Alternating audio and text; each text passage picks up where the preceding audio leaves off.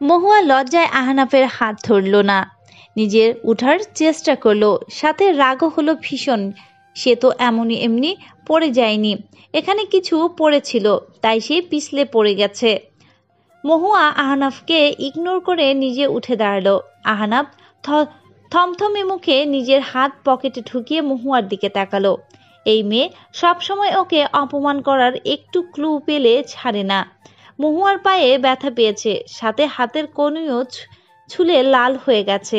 আহনাফ দেখে ও না দেখার মতো গম্ভীর মুখে নিজের চেয়ারে গিয়ে বসলো।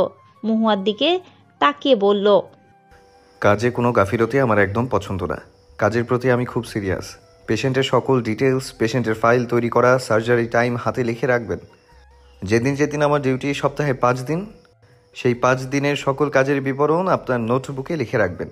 রিমাইন্ডার দিবেন আমাকে। মাঝে মধ্যে ফিল্ড ওয়ার্কে যাওয়া লাগে, সেখানেও আমার সাথে থাকবেন। সব কিছু একদিনে বোঝানো সম্ভব না, আস্তে আস্তে বুঝে যাবেন। জি। আহনাফের ক্যাবিনটা অনেকটাই বড়।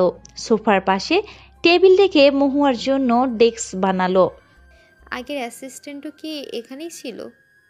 না, ওর জন্য বাইরে ছিল। তাহলে আমি এখানে কেন? আহনাফ পকেটে হাত দিয়ে মহুয়ার দিকে তাকালো। কেন, কোনো সমস্যা হবে? মহুয়া বলতে চাচ্ছিল আসলেই সমস্যা হবে। সারাদিন একটা ছেলের সামনে পুতুলের মতো সে বসে থাকতে পারবে না, তবুও মুখে বলল, না। সমস্যা হলেও এখানেই থাকতে হবে। মহুয়া চুপচাপ গিয়ে বসলো, আর চোখে আহনাফের দিকে তাকালো। কেমন লজ্জা লজ্জা লাগছে একটা ছেলের সামনে বসতে। আর সারাদিন সে কিভাবে থাকবে, কিভাবে কথা বলবে, কাজ করবে, এইসব ভাবতেই মন খারাপ হয়ে গেল। আহনাফ মহুয়াকে এতক্ষণ পর্যবেক্ষণ করলো। মেয়েটার গাল ভীষণ লাল হয়ে গেছে, অ্যালার্জির সমস্যা। আহনাফ নিজের চেয়ারে বসে নিজের দিকে তাকিয়ে মহুয়াকে জিজ্ঞেস করলো, আপনার অ্যালার্জির সমস্যা আছে? না। তাহলে আপনার মুখ এত লাল হয়ে আছে কেন? আমি যখন লজ্জা পাই আমার গাল লাল হয়ে যায়। বলেই দুহাত মুখে চেপে ধরল। এটা সে কি করলো, ভুলে সত্যি কথা বলে দিল। এখন আহনাফ কি ভাববে। আহনাফ অবাক হয়ে মহুয়ার দিকে তাকালো। মেয়েটা লজ্জা কেন পাচ্ছে? আহনাফ তো লজ্জা পাওয়ার মতো কিচ্ছু বলেনি। মহুয়া লজ্জায় নিচের দিকে তাকিয়ে আছে, এক হাত দিয়ে মুখ আড়াল করে রেখেছে। আহনাফ হাসলো, নিঃশব্দে হাসি। বুঝলো মেয়েটা এমনিতেই লজ্জা পেয়ে আছে, তার উপর সত্যি কথা বলে আরও। ও লজ্জা পেয়ে গেছে, এখন কিছু বললে আরও লজ্জা পাবে। আহনাফ নিচের দিকে তাকিয়ে মহুয়াকে ওর সামনে আসতে বলল। মহুয়া ধীর পায়ে এসে দাঁড়ালো। বসেন। মহুয়া বসতেই আহনাফ খুব সুন্দর করে ওকে শুরুটা বুঝিয়ে দিচ্ছে, কিভাবে কি করতে হবে। স্যামন রুমে শুয়ে আছে, আজ সে অফিসে যায়নি, ভালো লাগছে না। মেঘলা দরজা ঠেলে রুমে আসলো। শ্রাবণ মেঘলাকে দেখে ভ্রু কুচকে তাকালো, ওর দিকে তাকিয়ে কুচকানো ভ্রু আরো কুচকে গেল। মেঘলা রুমে এসে হাতের ব্যাগগুলো রেখে ভেতর দিয়ে দরজা লাগিয়ে দিল। দরজা লাগালে কেন? স্বামী স্ত্রীর মতো কথা হবে, বাইরে যেন না যায় সেই জন্য। তোমার সাথে আমার কোনো কথা নেই, রুম থেকে বের হও আর নিজেকে আমার স্ত্রী ভাবা বন্ধ করো। আচ্ছা, বন্ধ করলাম। কারণ আমি ভাববো কেন? আমি তো কাগজ কলমে আপনার স্ত্রী। শুধু কাগজে কলমে, আর কোথাও না। কাগজ কলমে হোক আর যেভাবে হোক, বিয়ে তো বিয়েই। আর আমি বিয়ের পর সিঙ্গেল কেন থাকবো? আমি আজ থেকে এই রুমেই থাকবো। শ্রাবণ দুহাত ভাঁজ করে বুকে রেখে বলে উঠল, তোমার মনে হচ্ছে না একটু বেশি বেশি করছো? একদম মনে হচ্ছে না। কেন মনে হবে?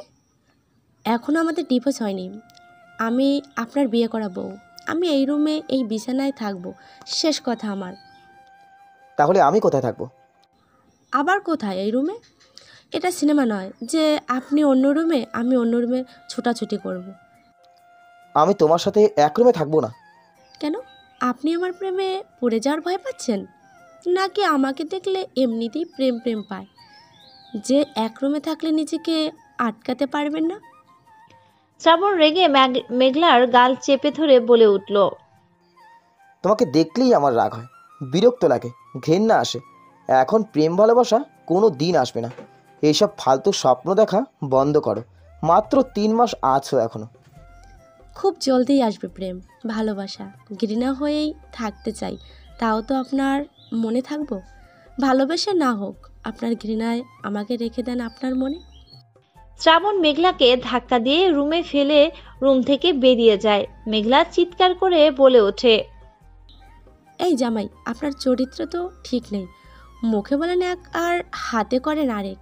কিছু বলতে না বলতেই দেয়ালে চেপে ধরেন, গা চেপে ধরেন। ব্যাপার কি? হ্যাঁ হ্যাঁ। মেঘলার এইসব শুনে আরো রাগ বেড়ে যায় শ্রাবণের। ফিরে আসতে গিয়েও ও চলে যায়। মহুয়া এই নিয়ে 4 ঘন্টা 14 গ্লাস পানি খেয়েছে। আবার গ্লাসে হাত দিতে আহনাব মহুয়ার দিকে তাকালো। বাসা থেকে খেয়ে এসেছিলেন? জি। আপনার কি শরীর খারাপ? না। আরও পানি এনে দিতে বলবো? হুম। এদিকে আসেন, কোথায়? আমার সামনে। মহুয়া উঠে আহনাফের সামনে দাঁড়াতে আহনাফ মহুয়ার দিকে শান্ত দৃষ্টিতে তাকালো। মহুয়া মাথা নিচু করে আছে। আহনাফ মহুয়ার থেকে চোখ সরিয়ে ল্যাপটপের দিকে তাকিয়ে বলল, আপনার কি কোনো সমস্যা হচ্ছে? এত পানি খাচ্ছেন কেন? পানির পিপাসা পেয়েছে তাই। কিছু সময় থেমে মহুয়া আবার বলে উঠল, আমি কি হসপিটালটা একবার ঘুরে দেখতে পারি? বেশি সময় নেবেন না। মহুয়া মাথা নেড়ে ঘুরে দাঁড়ালো। সে তো এতক্ষণ এটা বলতেই চেয়েছিল, সাহসের জন্য বলতে পারেনি, তাই বারবার পানি খাচ্ছিল। মহুয়া কেবিন থেকে বের হয়ে লম্বা শ্বাস নিল। সে মেঘলার থেকে আগেই জেনে নিয়েছে পলাশ কোন ক্যাবিনে আছে। সে দেরি না করে 2য় ফ্লোরে চলে গেল। 203 নম্বর রুমের সামনে গিয়ে দাঁড়ালো। মনে সাহস নিয়ে মাস্ক পরে দরজা খুলে ভেতরে গেল। পলাশ ঘুমিয়ে আছে, আশেপাশে কেউ নেই। ওদিক ইট দিয়ে মহুয়া কানের পাশে মেরেছিল। ঠিক এতটাই শক্তি দিয়ে মেরেছিল, ইটটা যে কানের পাশ ফেটে গিয়েছিল। কান অপারেশন করানোর পর এখন সে কানে শুনতে পায় না। কাল ওকে রিলিজ দিয়ে দিবে। সে আর কোনোদিন ডান কানে শুনবে না। মহুয়া চুপচাপ পলাশের পাশে গিয়ে দাঁড়ালো। ব্যাগ থেকে গুড় বের করে পলাশের বাম কানের ভেতর দিয়ে কতগুলো পিঁপড়ে কানের পাশে ছেড়ে দিল। হাত পা বেঁধে মুখে ট্যাপ মেরে দিল। পলাশকে ঘুমের ইঞ্জেকশন দেওয়া হয়েছিল, যার জন্য ওর ঘুম ভাঙছে না। মহুয়া ব্যাগ থেকে ছুরি বের করে পলাশের হাত টান দিয়ে অনেকটা কেটে ফেলল। রক্ত গড়িয়ে পড়ছে। সেখানে মরিচ গুঁড়োর ঢেলে চুপচাপ বেরিয়ে গেল। মাস্ক খুলে দ্রুত নিচে নেমে কেবিনের সামনে এসে দাঁড়ালো। আসবো ভাইয়া? আসুন। মহুয়া নিজের জায়গায় গিয়ে বসে পড়ল। নিচের দিকে তাকিয়ে আহনাফের দেয়া কাজগুলো শেষ করতে লাগলো। আমি আপনার স্যার, আর কখনো ভাইয়া বলবেন না। ঠিক আছে। হসপিটাল দেখা হয়েছে? জি। 5 মিনিটেই শেষ? আমি পরে ভালো করে দেখে নেব, এখন শুধু আশপাশটা একটু দেখে আসলাম। আহনাফ মহুয়ার দিকে আর চোখে তাকালো। মনে মনে বলে উঠল, মেয়েটা কি সবসময় লজ্জা পায়?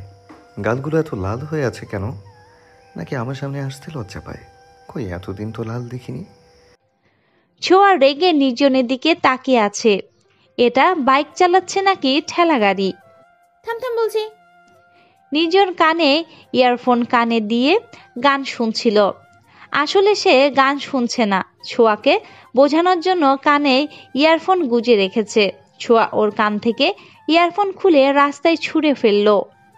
কটকটির বোন, এটা কি করলি? তুই জানোস এটার দাম কত? তোকে থামতে বলছি না? মাঝ রাস্তায় কেন থামবো? এটা বাইক নাকি ঠেলা গাড়ি? আমার ইয়ারফোন খুঁজে নিয়ে আয়। পারবো না। আমাকে রাগাবি না ছোঁয়া, ভালো ভালোই বলছি, খুঁজে আন। আমি পারবো না, তুই যা করার করে নে। আমি পারবো না, না না না। তোর যে রাগটা। নির্জন ছোঁয়ার কথা শুনে আরও রেগে গেল। ছোঁয়ার দিকে তাকিয়ে ঠাস করে থাপ্পড় বসিয়ে দিল। থাপ্পড়টা অনেকটাই জোরে ছিল। ছোঁয়ার নরম গাল লাল টকটকে হয়ে গেছে। 5 আঙ্গুলে ছাপ পড়ে গেছে। ছোঁয়া স্তব্ধ হয়ে শূন্য দৃষ্টিতে তাকিয়ে রইল নির্জনের দিকে। আস্তে আস্তে নিজের হাত গালে রাখলো। চোখ গুলিয়ে আশেপাশে তাকালো। রাস্তার পাশ দিয়ে মানুষ তাকিয়ে যাচ্ছে। ছোঁয়ার চোখ বেয়ে পানি গড়িয়ে পড়ছে। কান্না আটকিয়ে রাখার চেষ্টায় ফুপানো শুরু করলো। নির্জন রেগে দাঁতে দাঁত চেপে বলে উঠল, 5 মিনিটের ভেতরে আমার ইয়ারফোন সামনে না দেখলে ঠিক এইভাবে আরও কয়েকটা তোর গালে পড়বে। যা। ছোঁয়া নির্জনের লাস্ট চিৎকার দিয়ে বলা কথা শুনে আবার কেঁপে উঠল। ভেতর থেকে চিৎকার করে কান্না আসছে। কখনো কেউ ওর গায়ে হাত তুলেনি। এই নির্জন হাত তুললেও ও এত শক্ত মায়ের কখনো দেয়নি, আর না এমন ব্যবহার করেছে। এর থেকেও বেশি দুষ্টুমি বেয়াদবি করেছে ছোঁয়া, কিন্তু এমন তো কখনো করেনি নির্জন। চোখ ঝাপসা হয়ে বারবার পানি গড়িয়ে পড়ছে। হাতের উল্টো পিঠ দিয়ে চোখ মুছছে, আবার চোখ ঝাপসা হয়ে আসছে। দাঁড়িয়ে দাঁড়িয়ে কি আমার চেহারা দেখছিস, নাকি রাস্তায় দাঁড়িয়ে ন্যাকা করে আশেপাশের ছেলেদের অ্যাটেনশন পাওয়ার চেষ্টা করছিস? ছোঁয়া এক পা দুপা করে পিছিয়ে গেল। পেছনের দিকে ফিরেই হাঁটা শুরু করলো।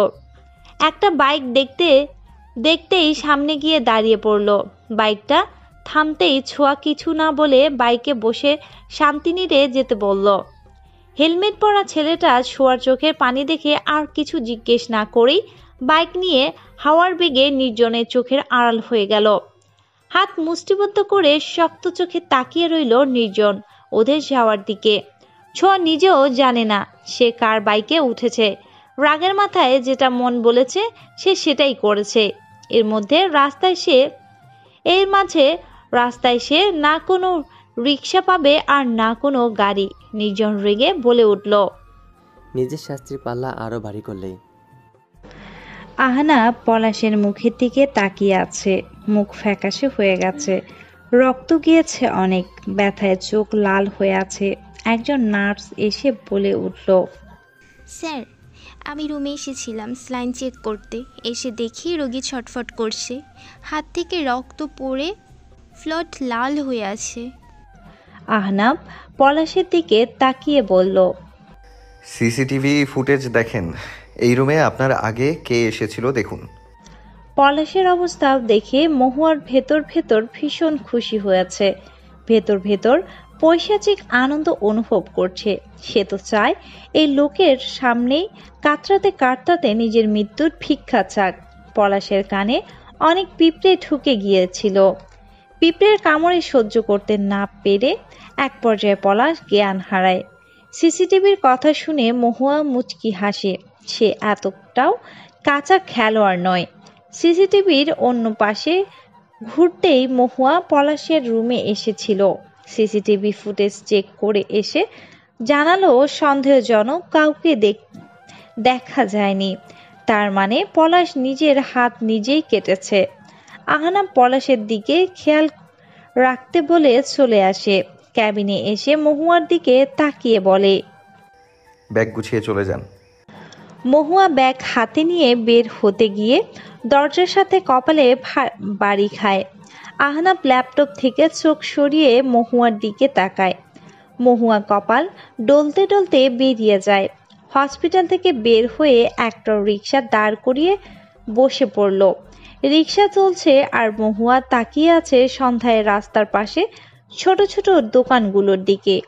হঠাৎ মনে হলো সে কাউকে দেখেছে। রনি। হ্যাঁ, সে রনিকে দেখেছে, তাও আজ কতগুলো দিন পর। ওই দিন কোথাও রনিকে দেখা যায়নি।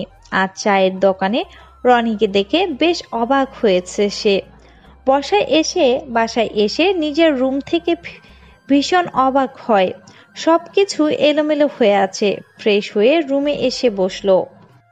ভীষণ ক্লান্ত লাগছে, যদিও আহনাব ওকে দিয়ে বেশি কাজ করায়নি। প্রথম দিন খুব সুন্দর করে কাজ বুঝিয়ে দিয়েছে, বেশি কাজ দেয়নি। তাও এই কাজ ওর জন্য প্রথম ছিল। কিছু সময় বসে থেকে উঠে বেলকুনিতে গেল। বেলকুনিতে গিয়ে পা থেমে গেল। হৃদয় মুচড়ে উঠল। দ্রুত ছোঁয়ার কাছে ছুটে গেল। ছোঁয়া বেলকুনিতে অজ্ঞান হয়ে পড়ে আছে। মহুয়া ছোঁয়াকে কোলে করে তুলে নিয়ে আসতে চাইল। মেয়েটার শরীর পুড়ে যাচ্ছে জ্বরে। মহুয়া চেষ্টা করেও কোলে নিয়ে রুমে আসতে পারল না। অজ্ঞান ছোঁয়ার ওজন একটু বেশি হয়ে গেছে। মহুয়ার মাথা শূন্য শূন্য লাগছে। সে এখন কি করবে? ওর জ্বর, আর বাড়ির কেউ একটু খোঁজও নেয়নি। ভীষণ রাগ হলো বাড়ির প্রতিটি সদস্যর উপর। ছোঁয়ার চোখে মুখে পানি ছিটা দিল, কিন্তু তাতে কোনো কাজ হলো না। মহুয়া রুম থেকে বের হয়ে আহনাফের রুমে আসলো, কিন্তু রুমে আহনাফ নেই। ওয়াশরুম থেকে পানির শব্দ আসছে, তার মানে আহনাফ ওয়াশরুমে। মহুয়া দেরি না করে আহনাফের রুম থেকে বের হয়ে নিচে যাচ্ছিল, তখনই নির্জনকে দেখে বলল, ভাইয়া, আমার সাথে একটু আমাদের রুমে আসুন। নির্জনের মন ভালো না, তাই বলে উঠল। এখন আমি একটু ব্যস্ত মহুয়া। মহুয়ার রাগ আকাশ ছেয়ে গেল, অগ্নিদৃষ্টিতে তাকিয়ে বলে উঠল, ছোঁয়ার শরীর খারাপ, অজ্ঞান হয়ে পড়ে আছে, প্লিজ আমার রুমে 2 মিনিটের জন্য আসুন। ছোঁয়ার শরীর ভালো না শুনেই নির্জন খাবড়ে গেল। মহুয়াকে দেখে দৌড়ে রুমে আসলো। মহুয়া পেছন থেকে বলে উঠল। বেলকনিতে।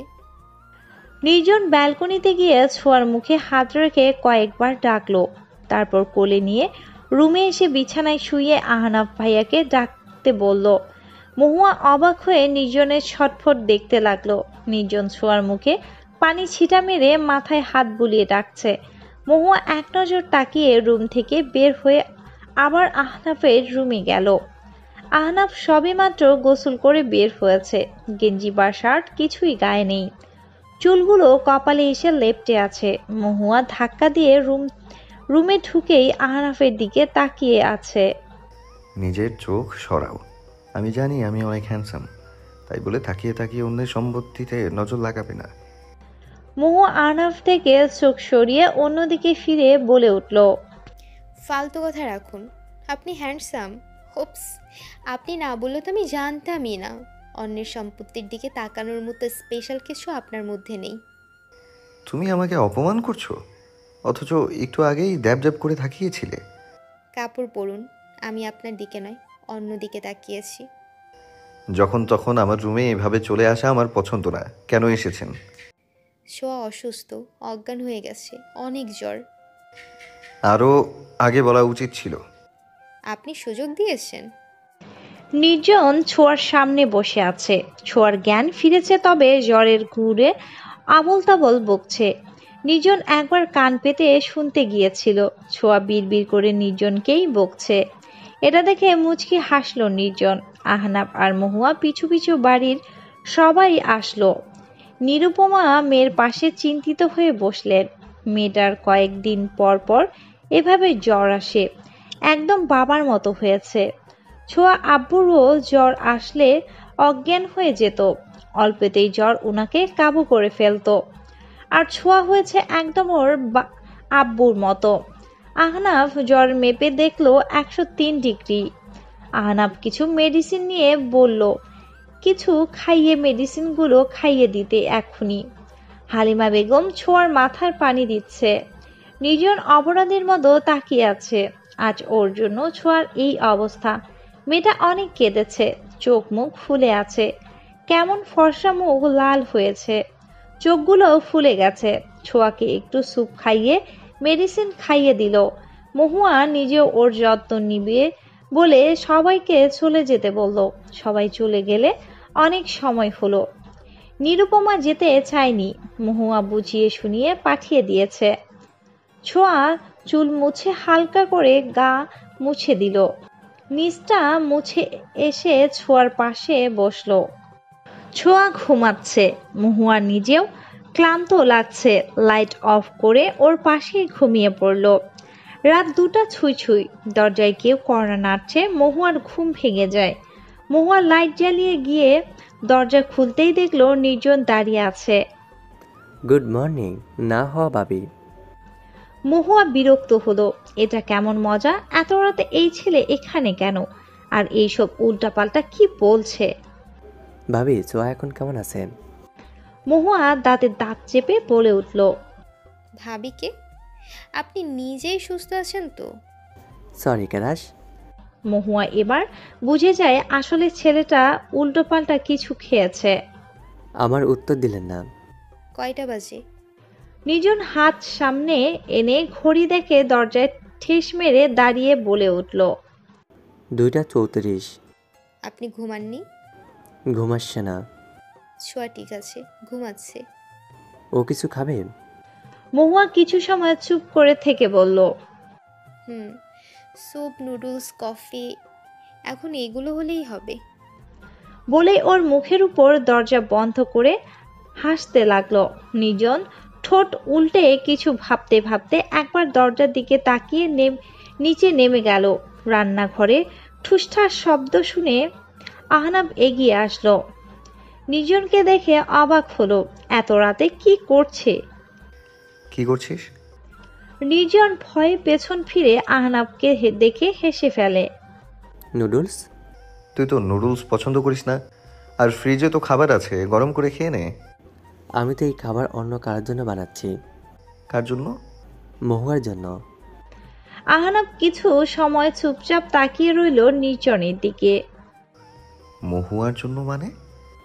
মহুয়া সারা রাত সোহাকে পাহারা দিয়েছে, এখন ওর নুডলস খেতে ইচ্ছে করছে, তাই ভাবলাম ক্রাশ বলে কথা।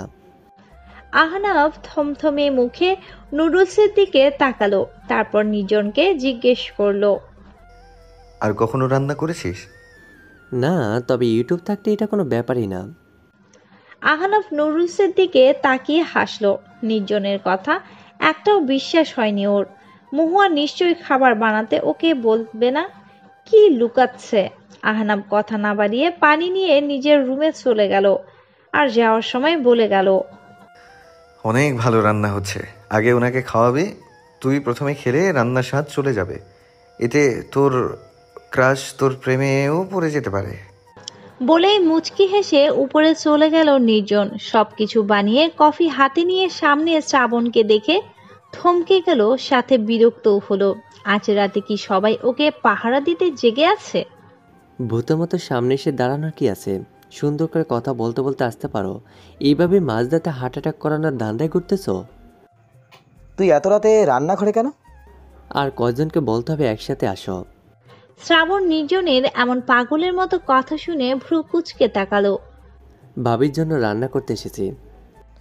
ভাবি? দেখো ভাই, তুমি মানো আর না মানো, আমি তো মেঘলা ভাবিকে ভাবি মেনে নিয়েছি। সারাদিন একবারও ভাবির একটু খোঁজ নাও না। ড্রাইভার হিসাবে আমার ভীষণ খারাপ লাগে। কত মিষ্টি একটা মেয়ে, দেখলি মন গলে যাওয়ার কথা।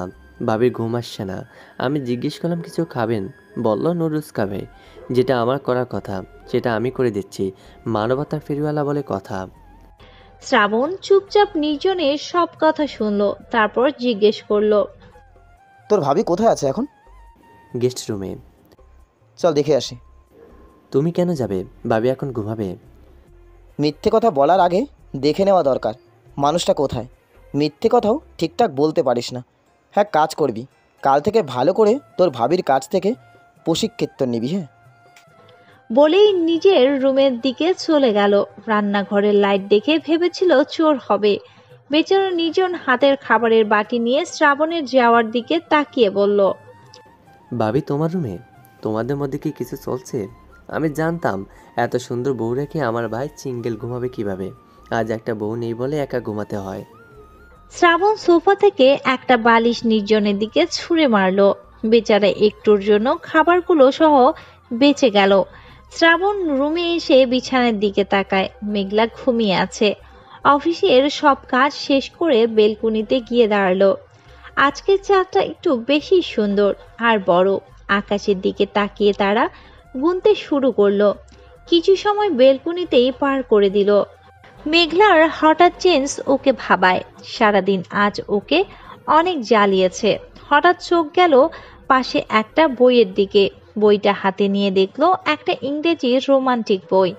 শ্রাবণ কৌতূহলী হয়ে বইটা নিয়ে রুমে আসলো। কে এই বই পড়েছে? সোফায় বসে বইটার প্রথম পৃষ্ঠা খুলে আরও চমকে উঠল। খুব সুন্দর করে গুটি গুটি ইংরেজিতে অক্ষরে লেখা, মেঘলা। শ্রাবণ অবিশ্বাস চোখে ভাবতে লাগলো, এই মেঘলাকে? চোখ তুলে মেঘলার ঘুমন্ত মুখের দিকে তাকিয়ে বলে উঠল, তুমি কে? আর এইসব বই কার? বইয়ে মেঘলা নাম কেন?